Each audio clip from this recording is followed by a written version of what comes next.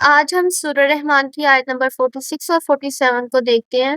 ترجمہ: اور جو اپنے رب کے حضور کھڑے ہونے سے ڈرا اس کے لیے دو جنتیں ہیں۔ تو تم دونوں اپنے رب کی کون کون سی نعمتوں کو جھٹلاؤ گے؟ یہاں سے اللہ تعالیٰ نے وہ نعمتیں بیان فرمائی ہیں جو اس نے اپنی بارگاہ میں کھڑے ہونے سے ڈرنے والے متقی اور مومن بندوں کے لیے تیار فرمائی ہیں۔ اس آیت کا ایک معنی یہ ہے کہ جسے دنیا میں قیامت کے دن اپنے رب کے حضور حساب کی جگہ میں حساب کے لیے کھڑے ہونے سے ڈر ہوا اور وہ گناہوں کو چھوڑ دے اور فرائض کی بجاآوری کرے تو اس کے لیے آخرت میں دو جنتیں ہیں۔ ارشاد باری تعالیٰ ہے: اور وہ جو اپنے رب کے حضور کھڑے ہونے سے ڈرا اور نفس کی خواہش سے رکا تو بے شک جنت ہی ٹھکانہ ہے۔ دوسرا معنی یہ ہے کہ جو اس بات سے ڈرے کہ اس کے تمام اعمال اللہ تعالیٰ جانتا ہے اور وہ اس کے اعمال کی نگرانی رکھتا ہے، اور اس خوف کی وجہ سے وہ بندہ گناہ چھوڑ دے تو اس کے لیے آخرت میں دو جنتیں ہیں۔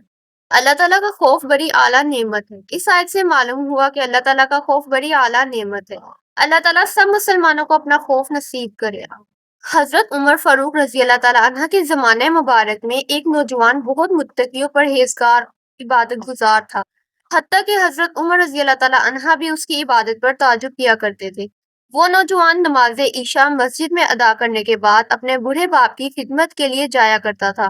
راستے میں ایک نوجوان عورت اسے اپنی طرف بلاتی اور چھیڑتی تھی، لیکن یہ نوجوان اس پر توجہ دیے بغیر نگاہیں جھکائے گزر جایا کرتا تھا۔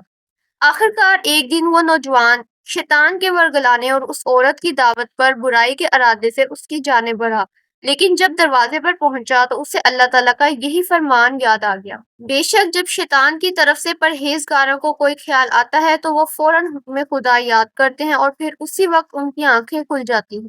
اس آیت پاک کے یاد آتے ہی اس کے دل پر اللہ تعالیٰ کا خوف اس قدر غالب ہوا کہ وہ بے ہوش ہو کر زمین پر گر گیا۔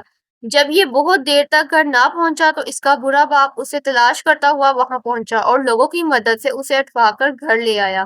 ہوش آنے پر باپ نے تمام واقعہ دریافت کیا۔ نوجوان نے پورا واقعہ بیان کر کے جب اس آیت پاک کا ذکر کیا تو ایک مرتبہ پھر اس پر اللہ تعالیٰ کا شدید خوف غالب ہوا۔ اس نے ایک زوردار چیخ ماری اور اس کا دم نکل گیا۔ راتوں رات ہی اس کے غسل و کفن و دفن کا انتظام کر دیا گیا۔ صبح جب یہ واقعہ حضرت عمر رضی اللہ تعالیٰ عنہ کی خدمت میں پیش کیا گیا تو آپ اس کے باپ کے پاس تعزیت کے لیے تشریف لے گئے اور اس سے فرمایا کہ آپ نے ہمیں اطلاع کیوں نہیں دی تاکہ ہم بھی جنازے میں شریک ہو جاتے۔ اس نے عرض کی: امیر المومنین، اس کا انتقال رات میں ہوا تھا اور آپ کے آرام کا خیال کرتے ہوئے بتانا مناسب معلوم نہ ہوا۔ آپ نے فرمایا کہ مجھے اس کی قبر پر لے چلو۔ وہاں پہنچ کر آپ نے یہ آیت مبارکہ پڑھی: اور جو اپنے رب کے حضور کھڑے ہونے سے ڈرے اس کے لیے دو جنتیں ہیں۔